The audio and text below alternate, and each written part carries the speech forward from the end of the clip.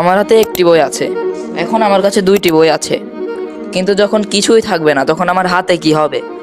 শূন্যতা সৃষ্টি হবে। আসসালামু আলাইকুম বন্ধুরা, কেমন আছেন সবাই? আশা করি সকলে ভালো আছেন। মিথ ভার্সেস স্টোরির আজকের পর্বের মূল বিষয়বস্তু হলো শূন্য, যাকে খ্রিস্টীয় শাসকগণ শয়তানের রূপ হিসাবে বিবেচনা করত। শূন্যের গল্প শুরু হয়েছিল প্রাচীন ভারতের গণিতবিদদের হাত ধরে।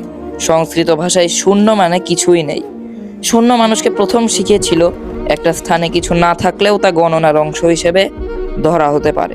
কিন্তু মধ্যযুগে শূন্যকে নিষিদ্ধ সংখ্যা হিসেবে ধরা হতো। লোকজন মনে করত যে এটি হয়তো ভয়ঙ্কর অশুভ কোনো একটি সংখ্যা। ধর্মগুরুরা মনে করতেন ঈশ্বর পূর্ণতার প্রতীক, তিনি সব সৃষ্টি করেছেন। যদি সবকিছু ঈশ্বরের সৃষ্টি হয় তাহলে শূন্যতার কথা আসতে পারে না। তাদের চোখে শূন্যতা ছিল ঈশ্বরের সৃষ্টির পরিপন্থী।